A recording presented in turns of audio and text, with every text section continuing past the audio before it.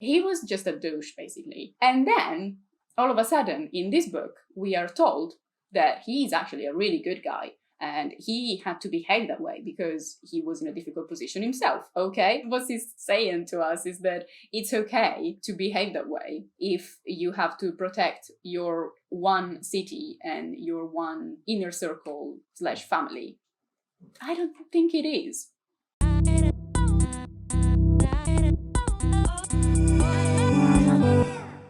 Hi guys, and welcome to a new video. This is gonna be my first book wrap-up, so I'm gonna be talking about the books that I read in May. In May, I read mostly fantasy books, which is what I read usually anyway. Basically, the whole series of A Court of Thorns and Roses, for which I actually did a review for the first installment that you can see here or here. I can never remember which side of the screen the card comes up. You can see that review for a more in-depth view on Sarah J Maas' first ACOTAR book.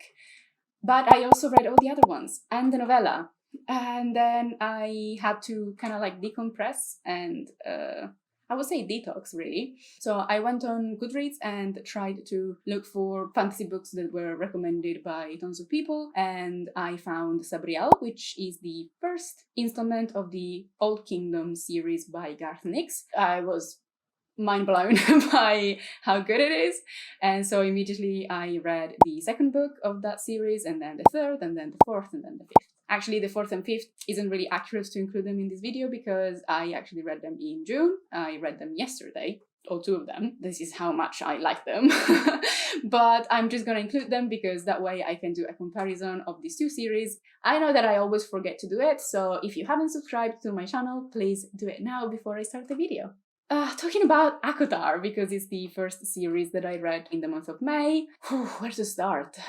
Okay, A Court of Thorns and Roses was weird. It had like a weird pacing, honestly. For 2/3 of the book, it was basically Disney's Beauty and the Beast, but with more sex. And then all of a sudden it just shifted gears and it becomes this kind of dungeon porn where the main character is forced to dance half naked for a court of evil elves, evil fays, sorry. It was odd. I found really difficult the constant exposition. I mean, that's one of the main problems with books that are told in a first-person perspective, I guess, that you're only ever privy to the thoughts of the main character. So any explanations about the world building or about the plot has to be from her perspective. So someone either has to tell her what or tell him what's going on, or they have to actually experience it. So it's very hard, I guess, to write a first-person book where there's no exposition at all. And I understand that. I'm not saying that it's easy, but at the same time, I also think that you should avoid to include 10 pages of exposition 2/3 of the books. Book 2! What happened in book 2? I can't remember what's the title. I think it's the Mist and Fury one? It's basically the one where all of a sudden she realizes that Tamlin, who's the main love interest of the first book, is actually a dick. He's like a total abuser. He's just like constantly worried that she's gonna get hurt or get kidnapped or whatever, so he basically just locks her up in his house, which is not good. Don't do that.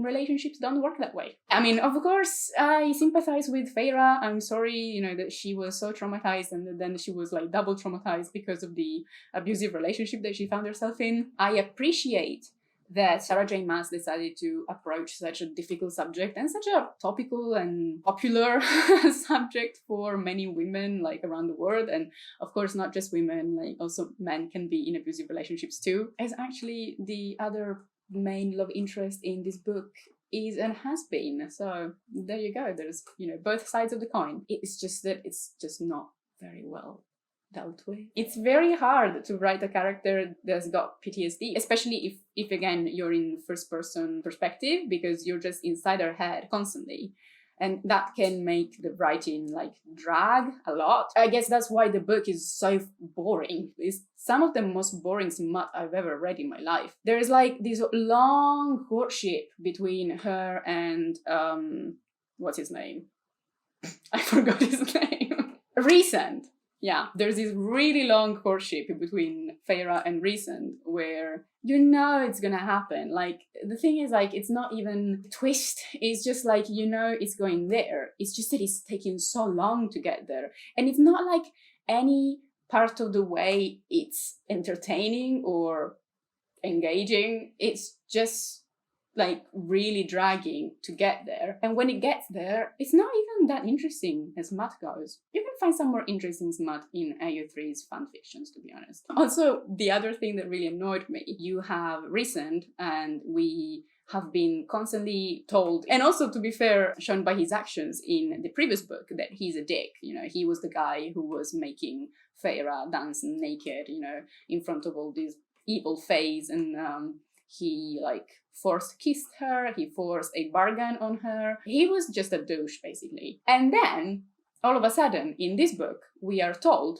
that he's actually a really good guy, and he had to behave that way because he was in a difficult position himself. Okay, I can understand that because he was in a difficult position, he had to make all these difficult choices. I still don't think that that justifies what he did to her and to, you know, tons of other people, because what he's saying to us is that it's okay to behave that way if you have to protect your one city and your one inner circle / family. I don't know why Feyre decides so quickly that actually, oh, he's so different because he did all these horrible things just because he had to protect his family.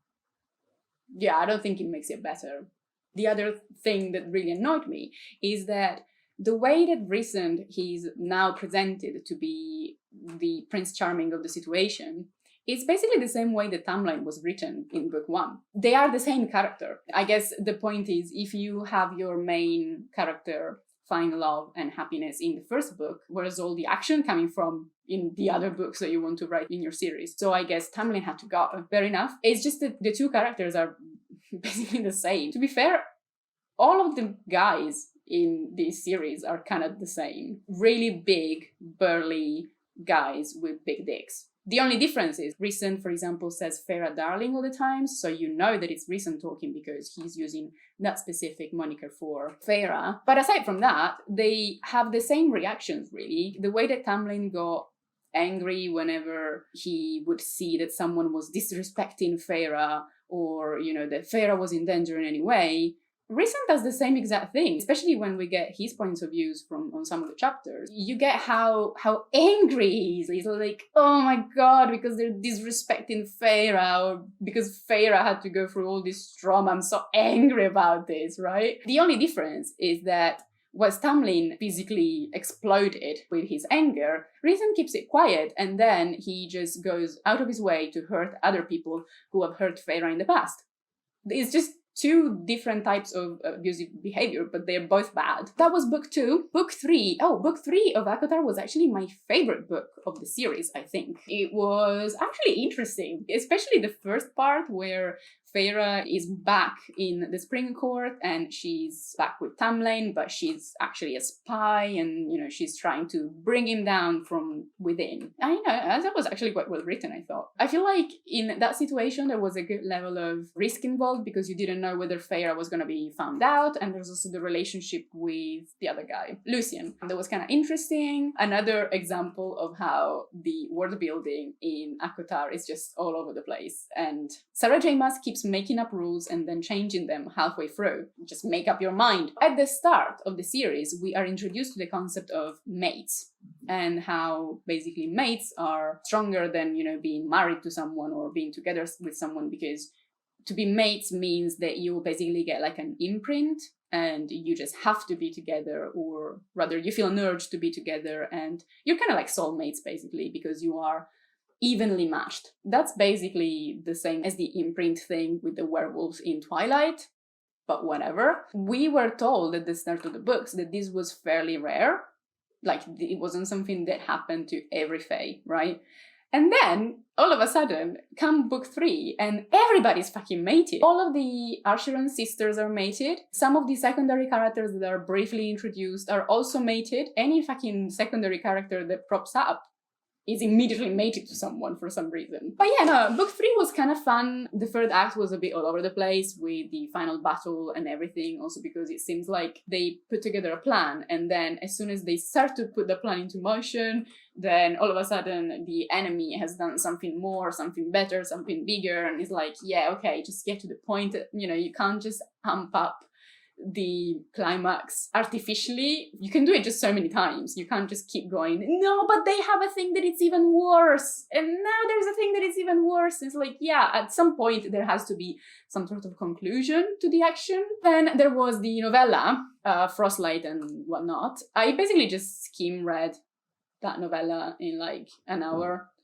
It was the most boring thing I've ever read in my life. This is another one of the things that I really dislike about this series, is that at the start of the ACOTAR series, there was like some pretense that we were in a magical world in an era that is not our own. It just felt like it was some sort of 16th, 17th century time, in some areas even 18th century, but yeah, basically 300 or 400 years ago, right? The more it goes on, especially when Feyre goes to Velaris and she meets the inner circle of Rhysand's court, everything becomes basically just like an American soap opera. Modern times reactions, modern times habits. It's basically just a Netflix show, but with wings and furries.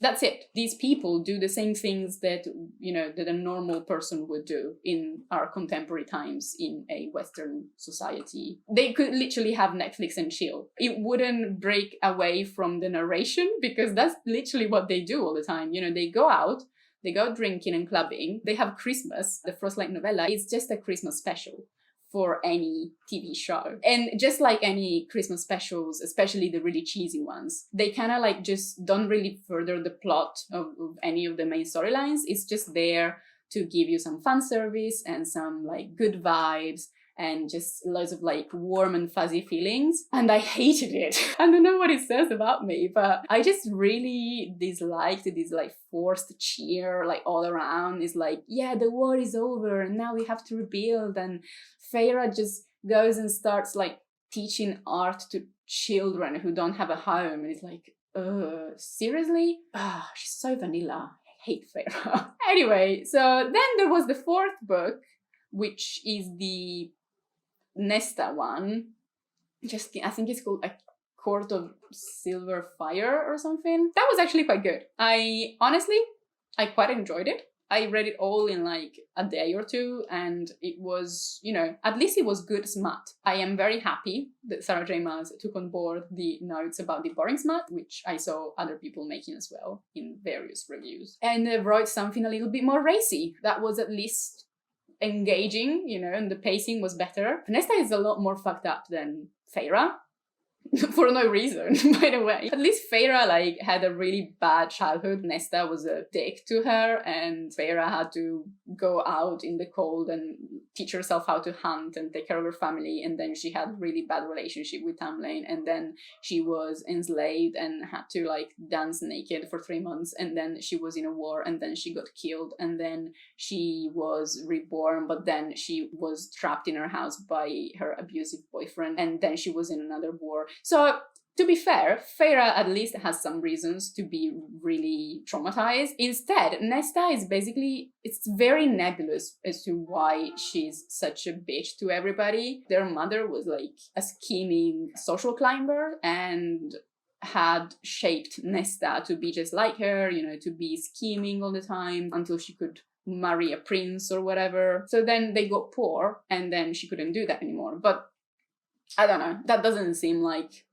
enough trauma to just be horrible to everybody forever. But aside from the fact that the reasons for her trauma are just not very well explained at all, at least the way that she expresses her trauma is a lot more realistic than Feyre's. Her acting out, you know, just over drinking and trying to find sexual comfort wherever she could, and in general, treating everybody like really, really badly so that they would leave her alone, and so that she could confirm to herself that she's, you know, she's not worthy other people's time. That's a more realistic kind of behavior for someone with her kind of trauma. So then I finished reading these 4 books and I was like, okay, I need something that it actually makes sense in terms of world building, because if you have listened to any of my other reviews, you probably know by now that I really love world building in fantasy books. I can read a book that is not as good in terms of writing, or that is not as good or doesn't make quite as much sense in terms of plot, but if the world building is bad, then that's when a book kind of like drops for me. If the world building and the magic system are good and complex and interesting, well-rounded, you know, deep, then I'm all in. I found Sabriel by Garth Nix. I don't know if you pronounce it like Sabriel or Sabriel. I don't know. To me, in my head, it's Sabriel. Oh my god, it was so good! I can now prove to you guys that I don't just say bad things about books, because I absolutely, really, really loved Sabriel. It was so good. It was so elegant. Like, I really love the way that Garth Nix writes. It reminds me a lot of Philip Pullman, who's also, you know, one of my favorite writers. Succinct, to the point, but not impersonal. There's like a warmth to his writing, but he doesn't use, you know, a million adjectives when he could use one. In terms of pacing, Sabriel is perfect. I read a review of Brandon Sanderson talking about Sabriel, and he also said that when he was, you know, trying to become a writer, Garth Nix was one of his main inspirations. Garth Nix used to be one of the first fantasy writers who started writing in a more thriller type kind of style, so with a lot more action scenes, and you can really see that in Sabriel. It feels very much like a movie script almost, you know, the way that it's told in third person point of view, but also sometimes third person omniscient. So it switches a lot. It's not like you're gonna get a chapter from this character and a chapter from that character, which is what you get usually in fantasy. Within the same chapter, if 2 main characters are in the same scene, the focus will shift from one character to the other, like in a very seamless way, which is really amazing how it can do it. I'm not gonna talk about the actual plot because I don't want to spoiler it for you guys. I just want to say that I think it's a great book if you like fantasy. It's considered young adult because there's nothing like too graphic in the books, but I think in terms of enjoyment of the story and the characters and the world, is like, it's definitely something that adults will enjoy as well as kids. Another thing that I really enjoyed about this series is that it reminds me a lot of Studio Ghibli movies. You know that feeling in Studio Ghibli movies where you're really immersed in the adventure. There's always some, like, you know, larger themes that are a bit more serious, but also they're just really good adventures. Most of the times you get that in Sabriel as well. And then I read the second book in Sabriel, which is called Lirel, and then the third book, which is called Aborsen.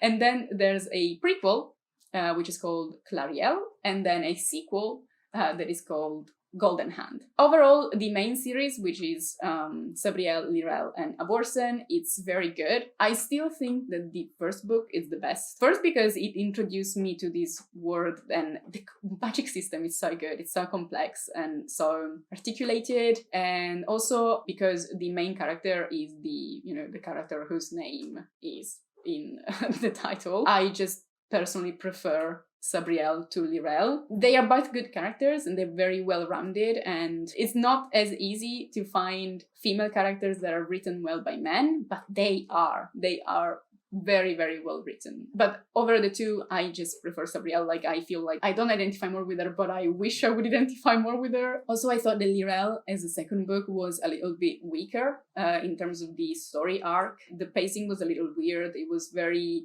long in the first half of the book, where there's all this build up for the new characters that are introduced, and then at the end it was kind of like rushed, and then it kind of doesn't end. Like, there's like this big cliffhanger, and then the action continues in book 3.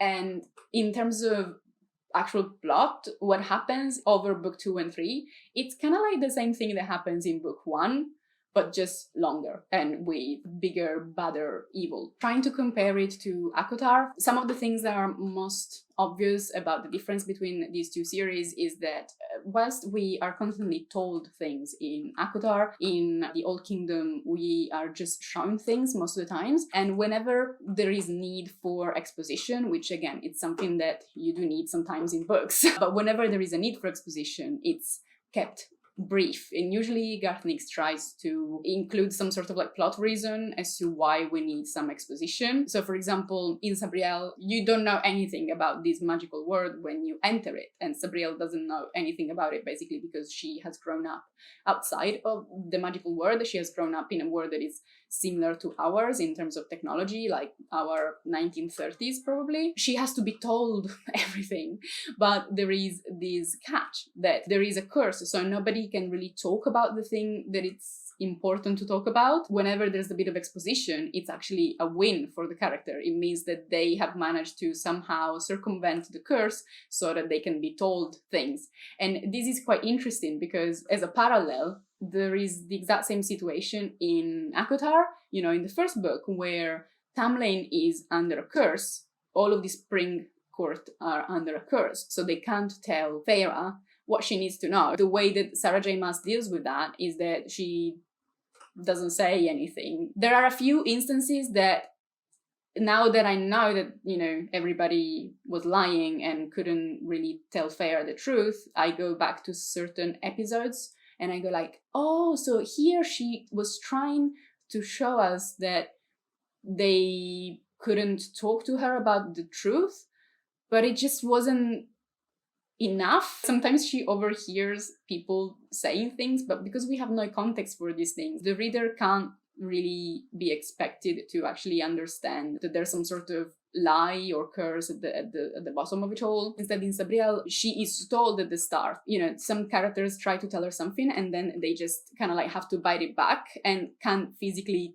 talk to her about it, right? And so then she is aware of the fact that she has to find out ways to figure out, you know, what's this big secret. And also, you know, we have bits of flashbacks, we have bits of conversations between characters who obviously have known each other for a long time, but don't necessarily want Sabriel to know that. So, you know, you can see how there's like all these different dynamics and politics between the characters, and that's just well done, in my opinion. And also another thing that it's, you know, a good parallel, I think, is that in ACOTAR, we are told constantly that Feyre is this like really competent, independent, strong female character, whilst we are shown over and over again that she isn't really, because as I said in my previous video, I think that she's actually a little bit dumb. She's basically a moron. You know, I don't understand how she actually managed to survive that long. I direct you to that video for more on that subject. Whilst instead, I really like the fact that Sabriel actually is a competent character, not just because of the way that she speaks and the things that she says, like in all of her behavior.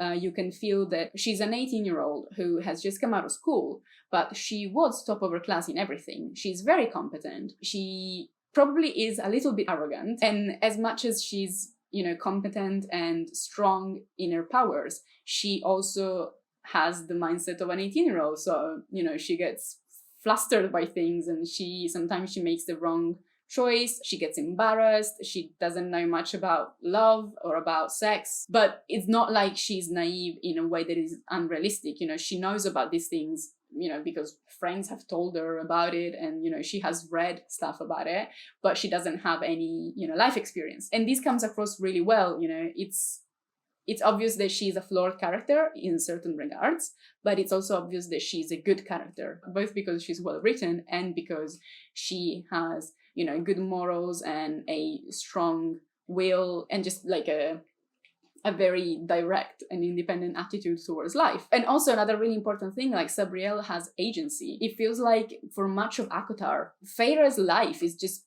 preordained by other people around her. You know, she doesn't really make any choices, apart from the one time where she actually decides to go back into the relationship with Tamlane at the end of book 2 and going into book 3. And that's probably why book 3 was marginally more interesting. Aside from in that specific moment, it feels like most of her choices are conditioned by what's happening to her. Like, things are constantly happening that are outside of her control, and she just rolls with it. Instead, Sabriel looks at the situation and just acts in ways that sometimes are surprising, and sometimes ways that are against the advice of other people and other characters in the book. Sometimes these choices are bad, sometimes are good, but she makes them. You know, you can feel that she's the one who's directing her life, she's not letting the circumstances or other people around her doing it for her, which I think is what makes her a great character. So I guess because, like all the other times where I want to do just a very quick video, instead it's gone on for bloody ages, I'm gonna have to cut it here. I hope you enjoyed the wrap-up of May. I am going to be reading more fantasy in June, probably, because that's all I read. So if you have any suggestions for me on the next books to read, please pop them in the comment section. Thanks for watching, and see you later.